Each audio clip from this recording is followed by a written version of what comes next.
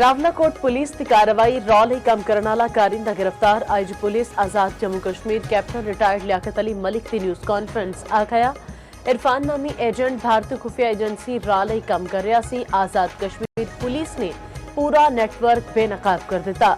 हसास तनसीबात ते स्कूल नूं निशाना बनाने की मनसूबाबंदी सी। मुलजिम हसास तनसीबात की रैकी करता रहा और वीडियोज़ बनाता रहा।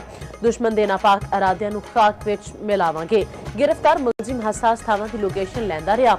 आईजी आजाद कश्मीर लियाकत अली मलिक ने आख्या मुलजिम मासूम बच्चियां नूं पैसे ते लालच दे के तैयार करता सी।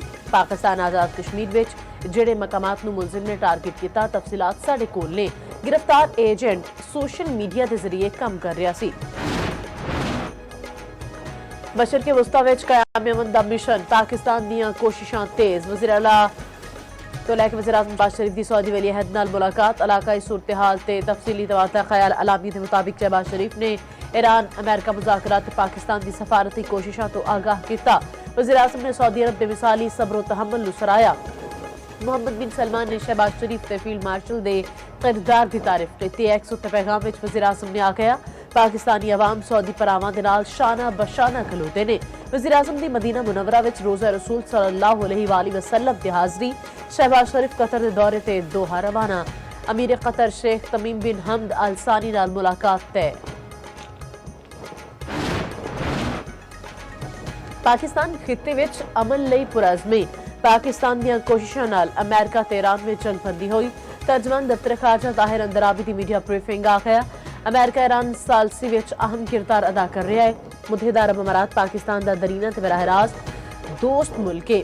अमारात वालों माली मामलात अमेरिका ईरान जंग तो पहले देने।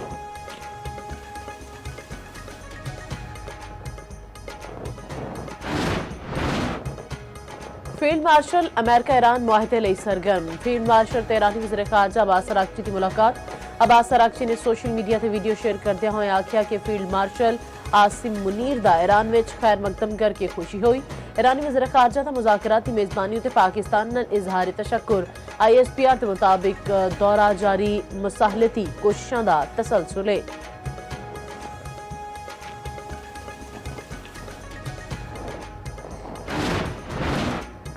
ईरान ते अमेरिका के मुज़ाकरात विच पाकिस्तान दा वाहिद सालिस है। अमेरिका तो लैके मुज़ाकरात दा अगला दौर मुमकिन तौर पर इस्लामाबाद विच होएगा। तर्जमान वाइट हाउस कैरन इलियट दी न्यूज़ ब्रीफिंग आखाया अमेरिका पाकिस्तान की दोस्ती ते इन्हां दी कोशिशां नूं सराहने ईरान दे नाल नतीजाखेज गलबात जारी है। तर्जमान दा कहना है कि अमेरिका ईरान सालसी ते पाकिस्तान दे शुक्रगुजार इन्हां मुज़ाकरात उत्ते माहौल बनाने ते पाकिस्तान नूं सराहने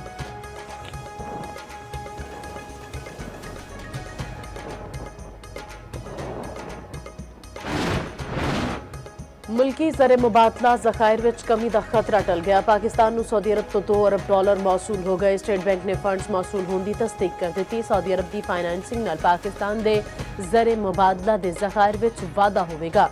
ज़राए वज़ारत खजाना के मुताबिक सऊदी अरब ने पाकिस्तान के ज़खायर को मुस्तहकम करने लई $3 अरब की फाइनेंसिंग की यकीन दहानी करवाई। मुत्तहिदा अरब अमारात नूं रवां महीने $3.5 अरब की अदायगी की जाएगी।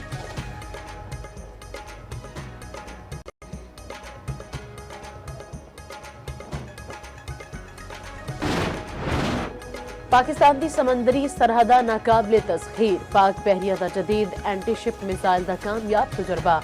ISPR के मुताबिक मकामी तौर पर तैयार करदा मिसाइल ने हदफ नूं कामयाबी नाल निशाना बनाया। मिसाइल जदीद तरीन गाइडेंस सिस्टम ते होर खसूसियत दा हामिल है। Naval chief admiral Naveed Ashraf समेत साइंसदानां ते इंजीनियर्स ने मिसाइल फायरिंग का मुशाहिदा किया। सदर वज़ीर आज़म चीफ ऑफ डिफेंस फोर्सेस ते सर्विसेज चीफ की कामयाब मिसाइल तजर्बे उत्ते मुबारकबाद।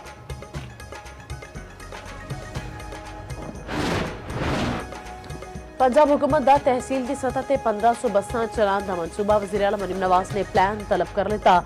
मरीम नवाज की ज़ेर सदारत खुसूसी इजलास गुजरांवाला ते फैसलाबाद विच मास ट्रांसफर सिस्टम प्रोजेक्ट उत्ते पेशरफ दा जायजा। सरकारी मुलाजमीन लई ई-बाइक प्रोजेक्ट की उसूली मंजूरी।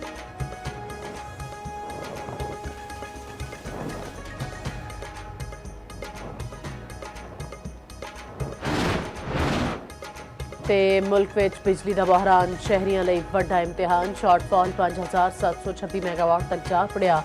मुल्क विच बिजली की तलब 20,000 मेगावाट जबकि पैदावार सिर्फ 14,274 मेगावाट।